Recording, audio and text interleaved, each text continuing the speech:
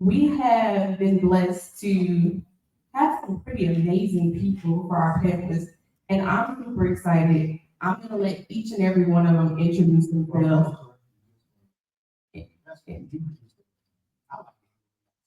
Some of us different, baby. Y'all know. Right brain, left brain, we're not the same. We are not the same. I get excited about hearing high level people execute at a high level and hearing their thoughts.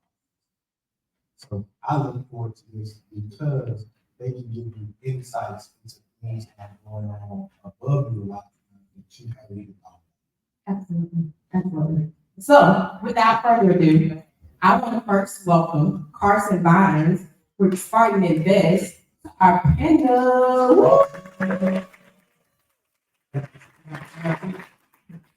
Carson, you need to pick wherever you want to sit. All right. Carson, tell us a little bit about yourself. Good evening. I'm Carson Collins. I'm operations director at Spartan. We're a turnkey real estate company. So if you're a wholesaler, we buy hundreds and hundreds of houses a year in the Birmingham area. We buy in Huntsville, we buy in Chattanooga, we buy in North Georgia. If you have a deal, Lance Brown on the left back there is your acquisitions manager. Jay Weiner is an acquisitions agent. If you have a deal that you want to bring to Spartan, those are the guys that can make it happen and close quick. And we buy pretty much everything. If you're looking to get involved in investment, obviously our business model is to hand over real property as passive income to investors. So if you're interested in getting into real estate investing, we'd love to talk to you about that as well. Good to see you guys.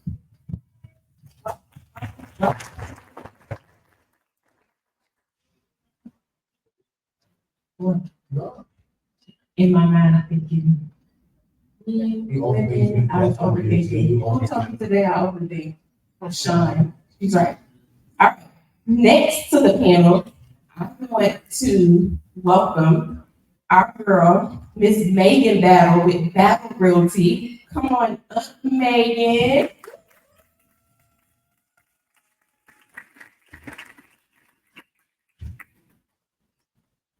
Battle Realty. Let's go. So, hey y'all, I'm Megan Battle. I am the broker and owner of Battle Real Estate Company. I've been a licensed real estate agent for a little bit over 8 years, and I recently opened my own brokerage. So, I'm a little bit of a vet. It ain't embarrassing. Let's go. Next, I'm going to welcome Gabe Long with, come on, Gabe, I ain't got to tell you who you with. Y'all know who Gabe with? Y'all know If you game. want to talk about Gabe, we got a problem. Yes. Wait. I forgot. No.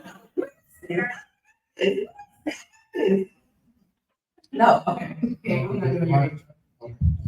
Hey guys, Gabe Long, I'm the broker for New Western here.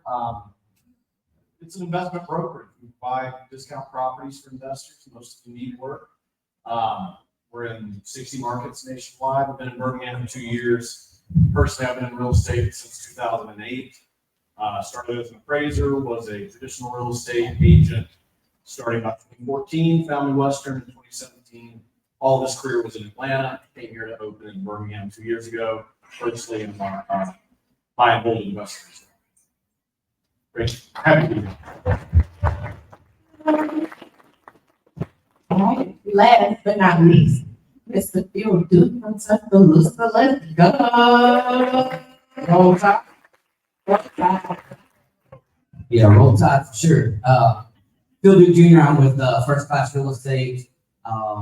I'm in the real estate business full time. I was number one agent in Tuscaloosa back in 2018, which was great, but I also felt kind of stuck because I had to keep going, finding my next deal, my next deal, my next deal. So in 2018, I started my own real estate company.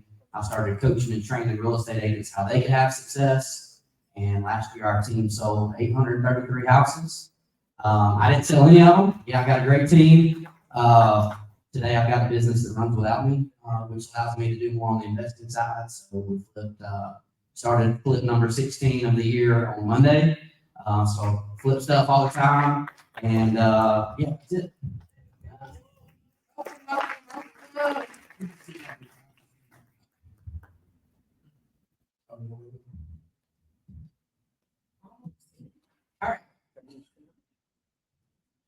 Antonio and I kind of alluded on this earlier that a lot of people, not a lot of people, a couple of people that we talked to recently said that you should wait until after the elections before you start buying houses.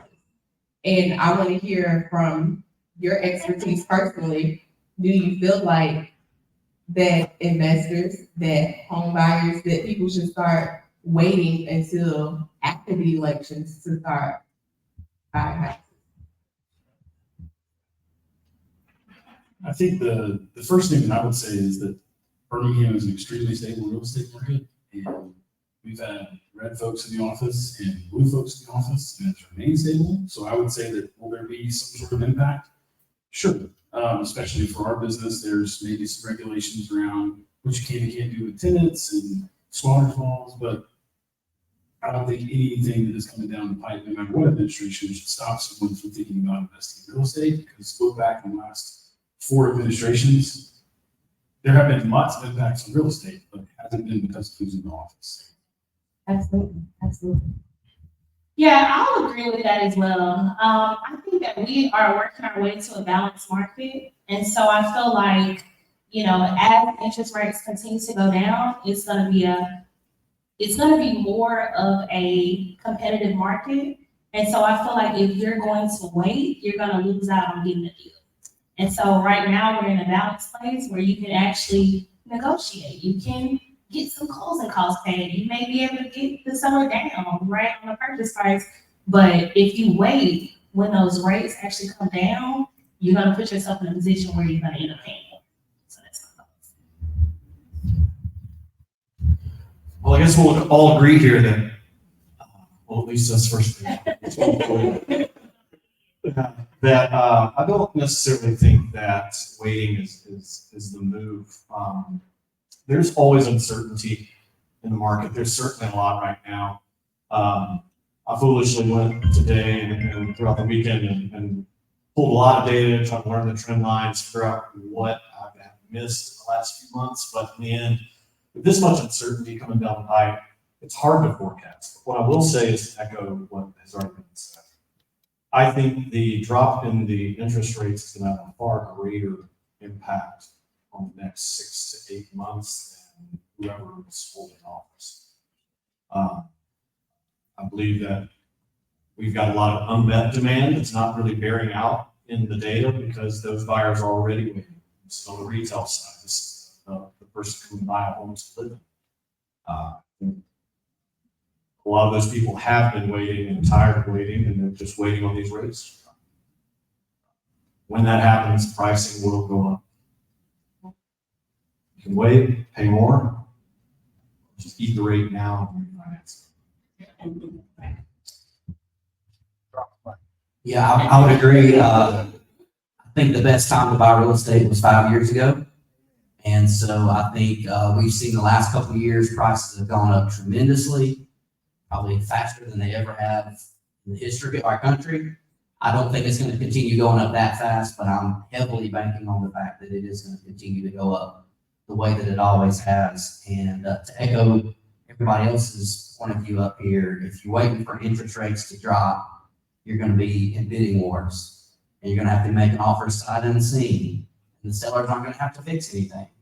And so right now, just in the last 12 months, with interest rates being high and the market kind of coming to a little bit of a slowdown, we've been able to negotiate heavily on the sales prices, the closing costs, the repairs. And so it's actually been a great time the last 12 months. And if it goes back, there still will be deals, it'll just be a little bit harder. So. You got a question?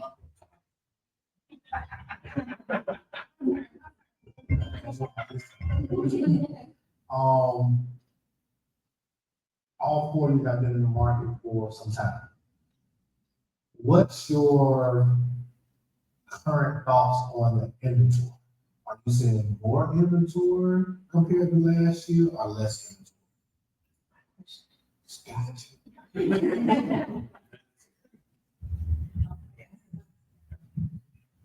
Yeah, so actually pulled a bunch of numbers, getting ready for this tonight, and this is in the Tuscaloosa area where I'm located. Inventory for the month of July compared to July 2023 was actually up 37%. So when inventory is up and the buyers don't have to look at the house today and make a decision before dinner, they've got options, which means prices can be negotiated a little bit more. So yes, inventory is up, but it's still good news and bad news. Bad news is it's still a seller's market. We still only have a 2.25 month supply of houses in Tuscaloosa. So even though inventory is up from what it was, it's still a strong seller's market for the most part. I would echo that. I pulled similar numbers today from Jefferson, Shelby, St. Clair, and Walker, those counties. We're a little higher in months of inventory. We're sitting at about 4 right now.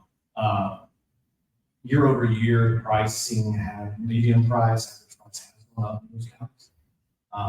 While days on market was also fine. So houses take a little longer to sell. It's a little more inventory, but they're still selling. I don't expect that. And I also agree with you and said trending towards a more stable market. I also want to just remind everybody, nobody on this panel, nobody in the room has a crystal ball. We're not going to be able to tell you exactly what things are going to look like. We can give you probably some examples we've seen in the past, similar times. A lot of this is unprecedented. Just you buy the house, you buy the location, you do the research.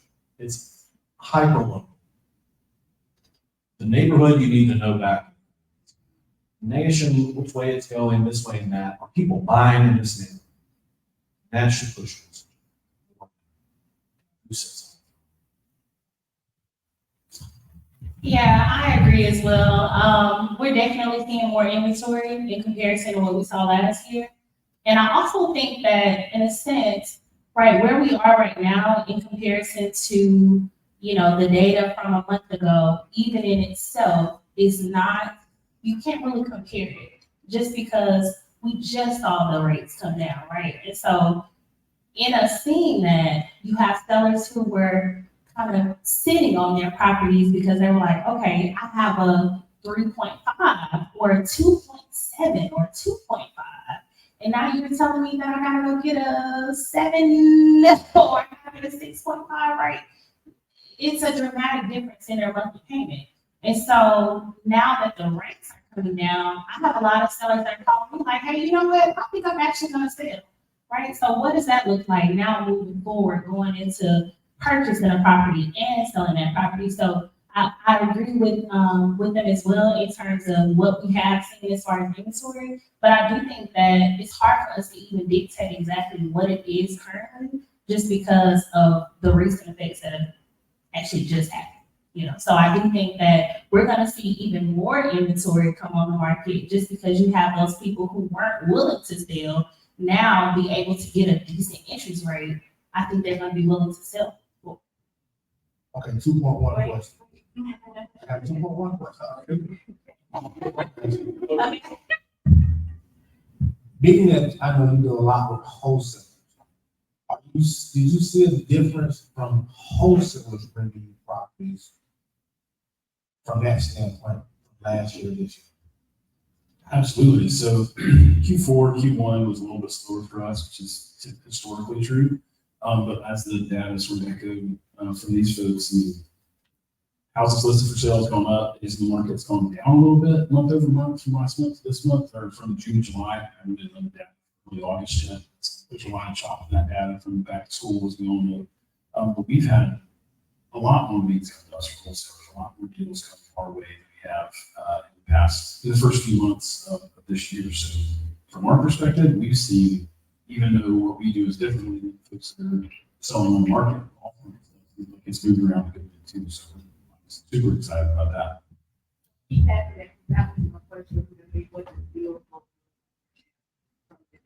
Gotcha. I'm gonna echo that.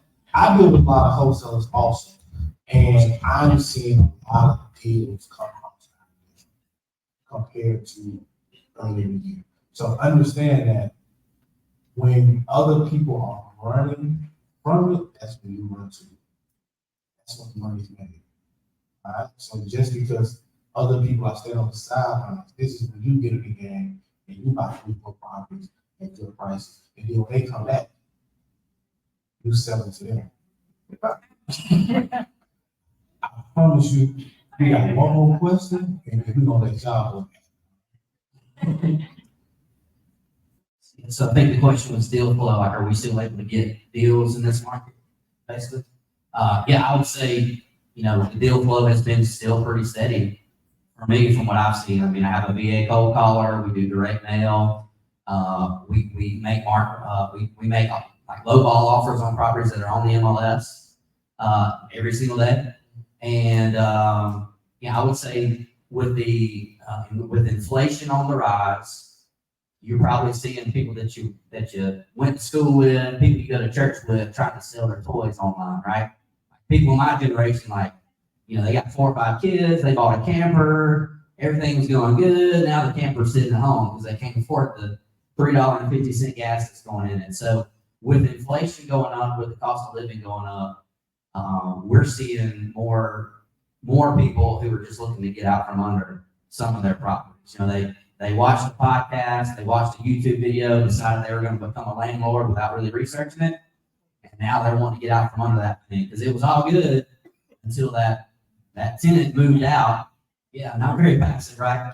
That tenant moved out in the middle of the night, left it, jumped up, and they're like, man, I'm having to eat this mortgage payment on this thing. I didn't really plan this thing out.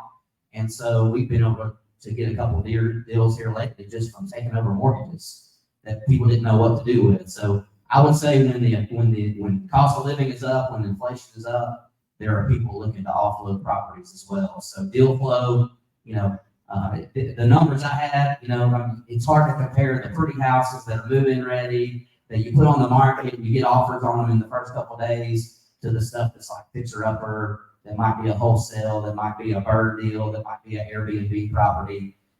So there's always going to be deals to be had. So I wouldn't let that slow you down just because the economy is a little bit tough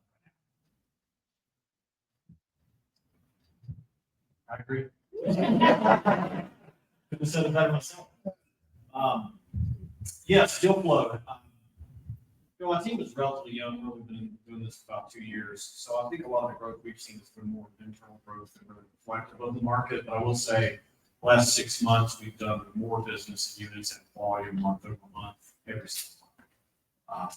Probably fielding more deals from wholesalers, agents, other investors that we have, or in August than we did probably February and March combined.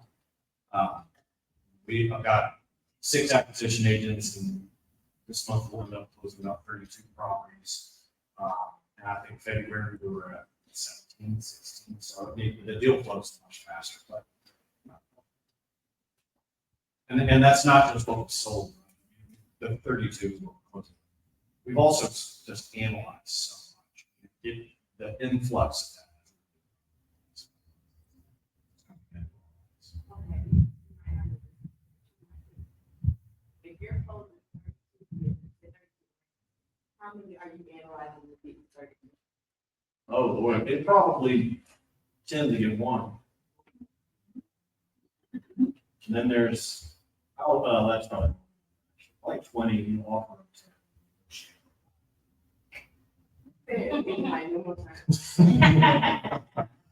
You get 20 leads, you offer them 10, you actually get them negotiating for 5. Do that, multiply that by 32. Woo! Well, we obviously deal more in the retail market than we do in the wholesale market. But we have had several clients that have approached us that, just to agree with the first gentleman that spoke, they need the additional money, because of inflation. So I have a client right now who's 84, 85. Matter of fact, are the buyers. Maybe, or yes, it's fine. Okay, working on, but my client is in her 80s, right? And so she's on assisted living, and she's like, hey, I need this additional income in order to pay X, Y, and Z. So I do think that in regards to inflation and everything else that is going on around us, I do think that it plays a big part in deal flow because people need the additional money to be able to take care of their regular necessities. And I think there was a study that they did in terms of groceries last year. So same grocery bill, same exact, list of groceries. Last year, it cost them roughly $300. This year, almost $700 for the exact same groceries. And so when you look at inflation and you look at how much things are costing as far as cost of living, I think you're gonna always have bill flow just because people need to be able to have money to live and sustain. I got one question. You got you right. Your question. Wait a minute. Again, I'm gonna ask questions to the crowd. I see two hands that already went up. Go with question. Yeah, I just want to answer before you go with your question. We make 10 offers and we get defeated and we're like, there's no deals out here. 20 things you gotta analyze to get one. And that's if you're good and if you have systems. If you don't have systems, For it's most gonna take people, you a little bit longer and it's okay, just get that deal. But don't get to 20 and lose all momentum and say, oh, the hell with this.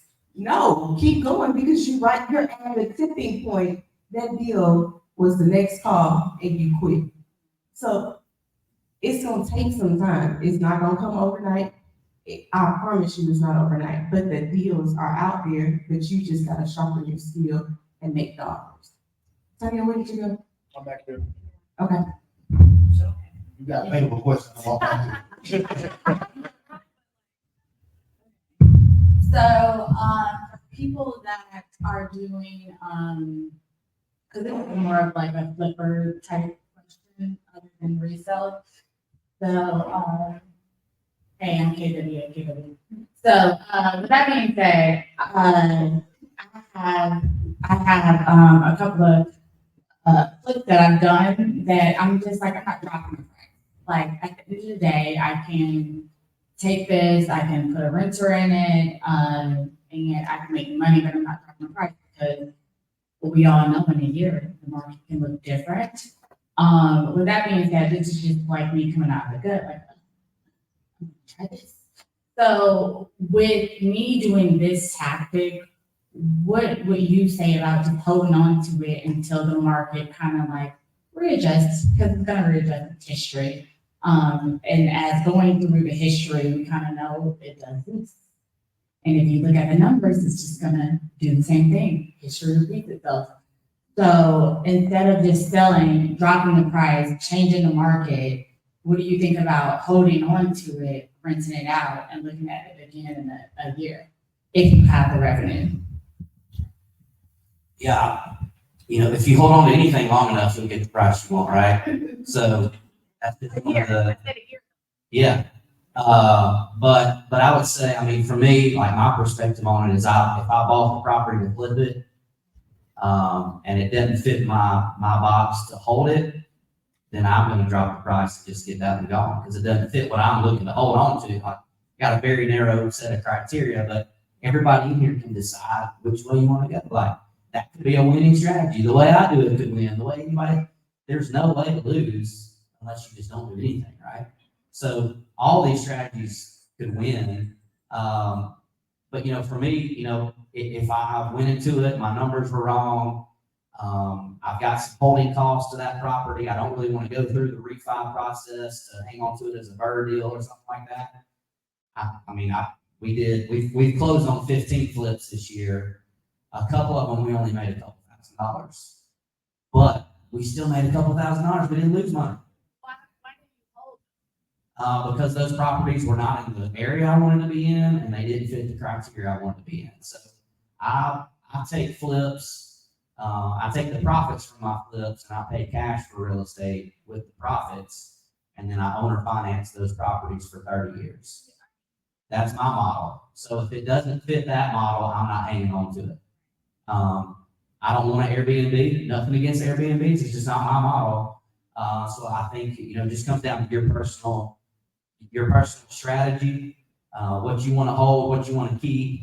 In an uncertain market, I'm a little bit nervous about having a bunch of 15, 20, or 30-year mortgages when I don't know what's going to happen. So I'd rather take $3,000 today, move on to the next one, but that's just me. And that's people alone and work with, right? Mhm. Those last couple of comments really spoke to my thinking on it. It all depends on your financial position, what kind of cash flow you're looking for, not just cash flow from rental property, but just your personal finance cash flow. You need that cash back out of that house to invest it elsewhere, to do more with it elsewhere now that will make you more than you would if you waited. Those are the kind of calculations you have to work out. I usually land on, you know what, I'll just hold on to it for a while, make a little money, depends on how I structure my loan, if I got a loan, if I'm gonna refinance, what that looks like, all depends on the cash flow. If number of work that I can hold on to it, make a little bit, I will. If not, drop the price, take what little winnings I made, keep that cash moving, put it in a product, a vehicle, an investment. Thank you. Thank you. All about analysis. Next question. Go ahead, Jacqueline. You guys never said anything, I would say. Yeah, as a company, Yeah. as a company that turns properties and has a property management company, we're always gonna wanna sell that to an investor and give it to our property management company. That's tailored to what we do. So it's all about what that money's costing you and what you would do with that money if you had it back. And that's different calculations for everybody. My name is Shawnee, I'm a wholesaler, and I noticed this year in particular, a lot of the local landlords, I guess, they're affected by thinking about the political gains because a lot of them are not buying.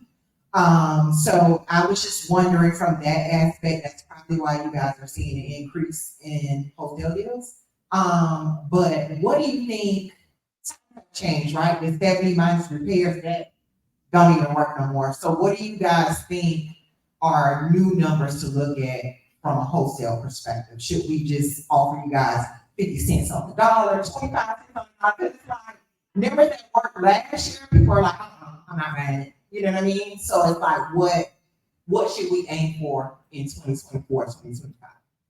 Sure. So our process doesn't work on a percentage. We don't do a percentage plus repairs. We're going to give you an evaluation based on us walking the property, and then we're basing it off of what we can get in rent. We're going to make you an offer that makes our numbers work. So I can't give you a ton of direction there because we buy as much as we possibly can. So we're not looking for a percentage. We're looking to make our numbers work and give you as much money as you can. Yeah, I think with me being on the retail side, you can't use a specific formula for every property. I mean, I feel like in order for you to really know if it's a deal or not, you have to be able to look at the comps. You can't just say, 70%, in some cases, right, on a high level general view maybe, but to be able to know for sure if it's a deal, you either need to run the numbers yourself or you need to get a realtor to run the numbers so that you know exactly what it's gonna look like as far as ARV, because that's gonna determine whether or not it's a deal or it's not. Because just basing it off of a formula itself is not enough. That's my personal opinion. The question is, and forgive me if I'm misspeaking, the question is what sort of equity percentage you're looking to, that you think investors are looking for so you know where to offer. What's your buying criteria? There you go. I think, and it's something we do quite often on any property we haven't done. It doesn't matter why we do it. The point is that we look for not some formula to use in the neighborhood, but to go in and pull comps, not of renovated properties when they were sold, but when they were purchased. What are investors buying in this neighborhood? So you go in, you pull tax records, you see a house that's been renovated, you get the price. You want to go back a very short amount of time, and you want to go from the time that they purchased it. So, okay, so they bought this house 6 months ago for this amount. They sold it for this amount. What did they see 6 months ago? What percentage were they buying back then? I'm gonna cross-reference that with what investors are paying for now. Then I've got some sort of percentage if you want a percentage. If not, I've got a range for a house this size. In this similar condition, an investor's gonna be willing to buy it. I've got data that they're willing to buy it. So that's where I'm gonna negotiate from, less about, here's the ARV, let me back out 30%, back out the rehab, back out my $5,000 to make on it, and that's my home, right? I wanna make sure that we got buyer reports. What are buyers doing? That's where I'm going. Make sure we're meeting buyer expectations more than finding this magic formula that's gonna give you the money. Yeah, and I'll say too, I look at it a little bit different. You know, as an investor that's buying from wholesale, I bought three of our 15 flips this year I bought from a wholesaler. They weren't leads that we generate ourselves. To me, it's not just the formula to buy it, it's also the risk of that property also. So we made money on 14 of them, we lost money on one. The one we lost money on was one that was an extensive renovation, took a lot longer than we thought. The prices of materials went up during the course of that thing. The market shifted during that thing. And we were just trying to get this off our plate. Let's just move on from this. Okay, we're losing a little bit of money because we make money on the others. So to me, it's not just the price of the house, it's how much risk am I taking on this property too. If it's closer to being move-in ready and I can go in, you know, the one we started this week, we started on Monday, renovations will be finished on Friday. That's a quick, easy, low risk, less than $10,000, paint, some flooring, some landscaping, just quick in and out. We felt a lot better about that kind of deal because we know we can get in, get out before the market shifts also. And I've seen other investors kind of see that as well. You know, the one they might have taken down 2 years ago when the market was crazy and put a sign in the yard, you get 10 offers in 2 days. You know, we're not taking those down. It's got to be more of like a guaranteed slam dunk, no brainer type deal as well. So I think you got to look at it as more than just the price, the renovation costs, about the risk and the timeline as well. I would say stick to your numbers because your numbers give you consistency so that you're not all over the board. But the factor that you have to include is, Megan touched on it, inflation. The price of materials and for what you have for rehab is not the same that it was. Contractors are costing more. So your rehab is going to go up from a contractor perspective and from a material perspective. So a normal rehab that we would have where it will cost us $20,000 is costing us $35,000 today in and out the door. So that's why it feels like the numbers aren't working, but it's just that rehab budget is not working. It's actually taking more. And investors aren't feeling good about that because it ain't enough meat on the bone for them to take that risk, like Phil said. I'm coming to dinner, and the one thing I didn't want to gloss over was Mr. Phil said we did 14 good and we lost money on one. Stop getting emotional. Right. These houses are tools used to build wealth. You might lose them, but if you keep swinging, you're gonna win. Understand that. Don't get emotional. It is brick, mortar, make it look pretty, move on. The speed of money is important. The quicker you get it out, the quicker you get it back, the quicker you can put it back in. So don't get emotional about these houses. Make what you can make. You might lose one. That don't mean it's the end of the world. Example.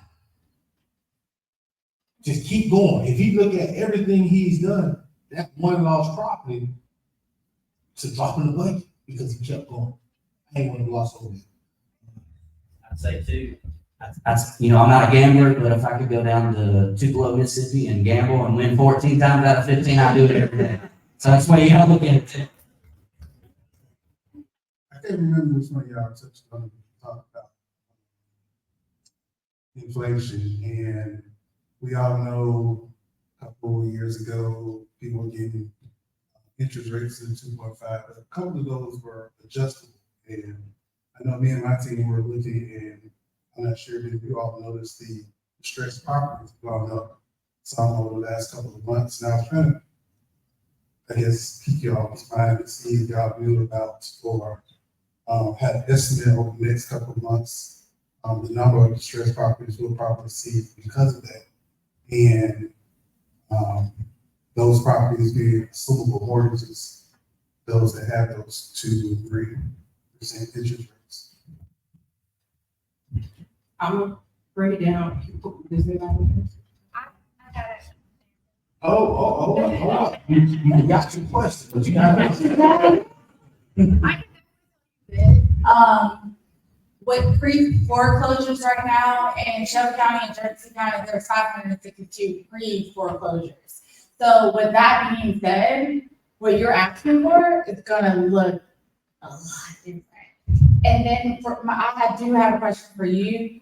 When you are, flipping and doing whatever, are you 1031 exchanging or are you just like going? Because if you're doing a 1031 exchange, it's kind of like a stock market, you're gonna get it back in another property. So that's just a question that I have for you. Like, are you taking the money out every time you flip the property? Are you putting it in it and just like, what am I gonna get at? Sorry. Yeah, we don't do a 1031, because you typically have to go, sometimes to a more expensive property on some of those, and that's not our model. So we buy stuff for 50,000 or less and pay cash for it, and then we owner finance that for like 5,000 down, 875 a month for 30 years. So that 1031 doesn't really fit that model. But as far as your question about the interest rates going up on these adjustable rates, I mean, that sounds like a massive opportunity for people in this room, right? You know, there's gonna be folks that their payment goes up overnight because of that index that adjustable rate is tied to. And, you know, but at the same time, you gotta be careful. Just because you can assume that mortgage and take that property down, isn't gonna cash flow down at that new higher rate, you know? So would it be better, you know, if they went, you know, FHA, VA, or not VA, but USDA, conventional, there's mortgage insurance built into those payments. So these banks can afford to lose money on these properties because they got that insurance payment. They make you pay every month. So you might be better off waiting for it to foreclose than taking it down at a much higher interest rate where your numbers aren't gonna work. I'm no expert on assuming. I can take time anytime. Yeah, I agree with them both. But we will see more opportunity as far as like being able to come into those pre-foreclosure situations because of people who got into adjustable mortgages. We saw a lot of people get into adjustable mortgages during like COVID and around that time frame, a ton, to the point where like soon as the rates start coming down, everybody and their mama was calling my phone like, should I refinance? Should I refinance? I'm like, just wait, just wait a minute. But I do think that we will see that opportunity. It's just whether or not those conversations make sense. And for you to assume it, as opposed to just wait it out. Right. My question came because I did have a client that we listed her property.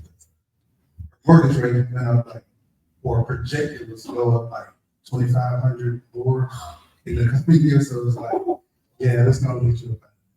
That's why I was like trying to say. Let me just say this as well. The realtors as well that are in the room. One thing about it, when it comes to adjustable mortgages, I never let my clients do a 3-year, 5-year, any of that, right? It needs to at least be 7 to 10. That's my personal opinion because that gives the market enough time for it to cycle through, for them to be able to refinance, as opposed to it hitting them so abruptly. And even at 2-1 buy down, I'm not a fan.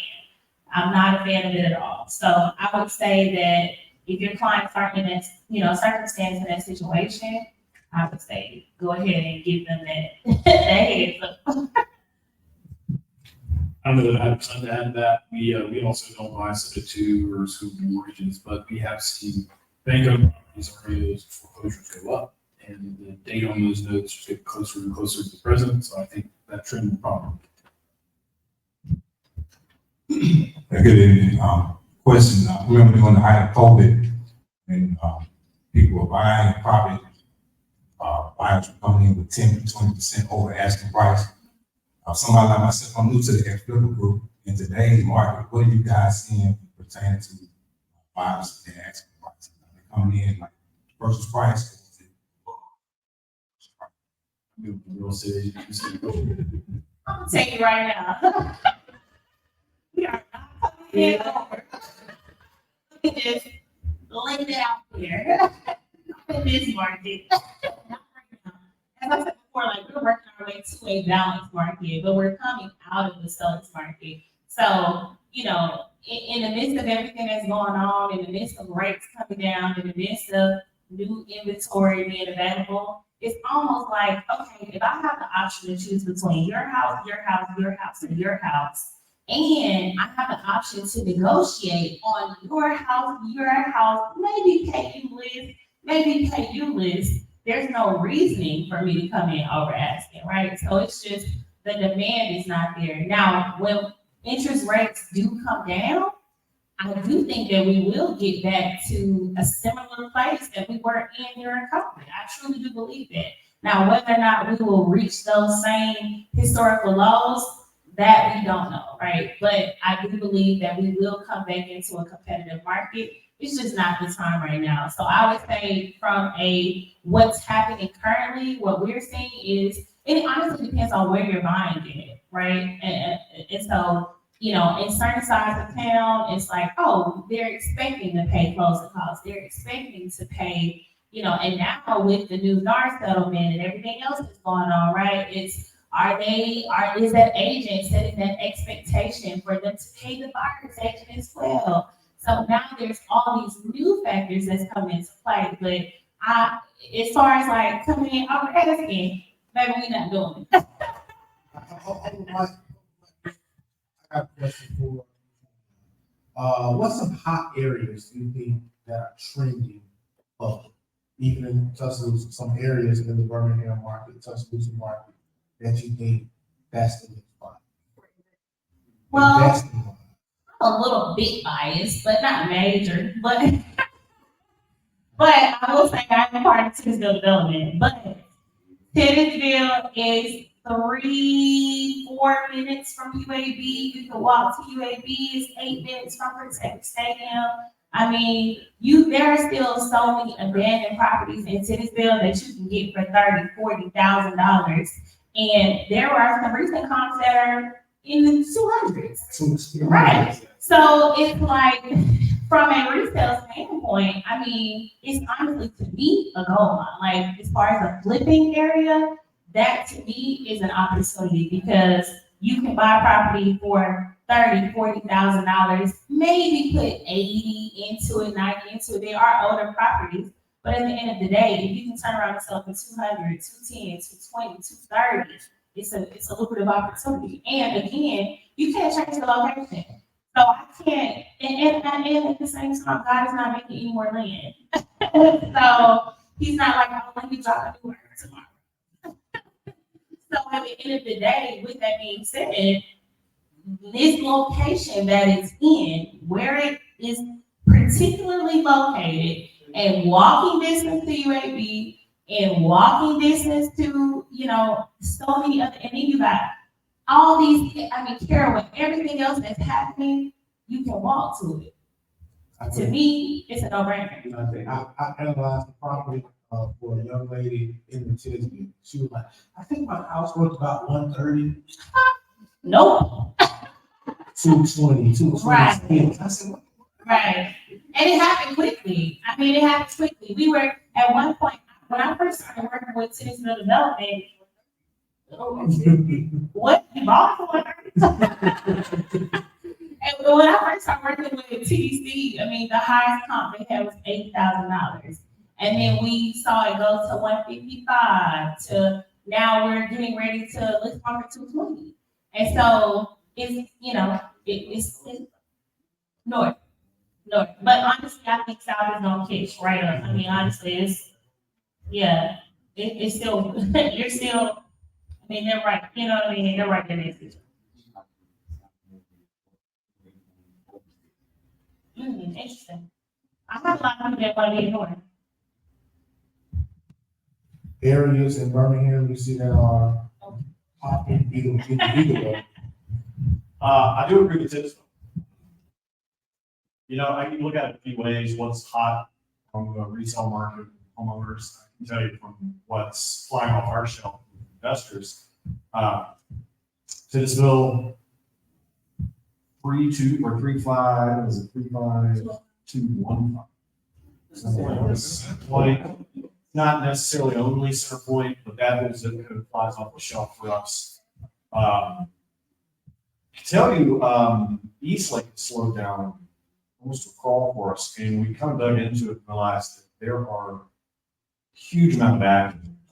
For whatever reason, whether it was that crackdown on crime, neighborhood initiative they put out there, which is actually helping, but it creates a stigma, right? Yeah. Pleasant Grove flies usually when we get it, but that's no different than 2 years ago. Saying that was always slow. But the biggest change I would say that we've seen from not a lot of demand to huge demand on the investor side is from Hueytown, northern parts of Center Point, Titusville, certain areas of Inslee that are close to that Inslee social area coming in. Anything around Caraway. You say northern side, I would say probably more northwest right now, but it's all last 4 months just off the dome. I have to go there for sure. Yeah, I don't know the Birmingham market as well, but I'll tell you some emerging markets that I'm looking at where I've been buying properties, and just a little hack for you. These big commercial operations spend tons of money on demographic research. Y'all probably heard that McDonald's is a real estate company, right? They spend. I did a case study in college where we studied McDonald's and how they identify markets to go open up stores in. They spend millions of dollars doing that, and then Wendy's pays one guy $80,000 a year to go buy land beside where McDonald's did, right? So if you see a Target in an area, Target's not putting a Target store unless they have some demographics saying that's an up-and-coming area. Starbucks, right? Outback Steakhouse, right? So I look for like commercial development coming into an area. I had a great deal come to me yesterday for some storage units in this little town in South Alabama, and they didn't even really have a grocery store there. They had like a couple Dollar Generals. They had like an Ace Hardware. They didn't have a Lowe's. They didn't have a Home Depot. So I would say, like, look where those big companies are going, because they're spending a lot of money on developing those properties, on doing negotiations with that local government for tax incentive purposes. They're not opening up that store there unless something's going on there. So I would say Anniston, Alabama, about an hour outside of Birmingham. If you go from the interstate in Anniston all the way to Jacksonville State University, you're going to see tons of new commercial development up there. Enterprise, Alabama, is another one, kind of, southeast Alabama. You drive through there, just tons of big commercial development. All the big chain stores are starting to open up there. And then one you might not have thought of was Hattiesburg, Mississippi. You go to census.gov and you can see, is the population going up or is it going down? Is the population, is the average income $50,000 or less? That's a good indicator. So I would look at where the big dogs are playing, the big commercial real estate developers, and that might be a good indicator that you're in a good market as well.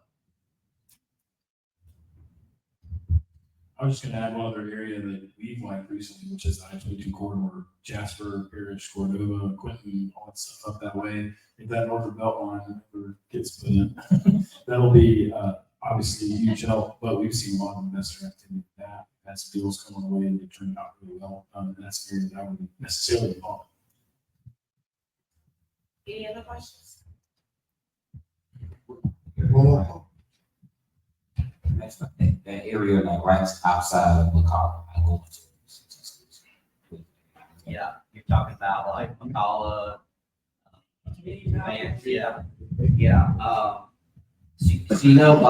Back in the mid-2000s, they were predicting that stretch of interstate from Tuscaloosa to Birmingham was going to be one of the top 10 fastest developing areas in the country. and then the 2007, 2008 recession hit, right? So Mercedes continues to grow. There's a lot of suppliers coming in there. We don't have any problem selling houses in that area. But as an investor, it's kind of hard to figure out where the market's going there. A lot of our clients buy out there because they can have a bigger, nicer house for less money. And so that's something that somewhat concerns me. But if you get a deal for the right price, you can obviously sell it because there's a lot of people that live there and they commute to Tuscaloosa or Birmingham. Or one spouse goes to Tuscaloosa, one spouse goes to Birmingham. So yeah, that's a super hot area. It's always been well for us. Thank you. Any questions? Last one more question? Question? All right. Close us out, yes? All right, well, let's clap it up for our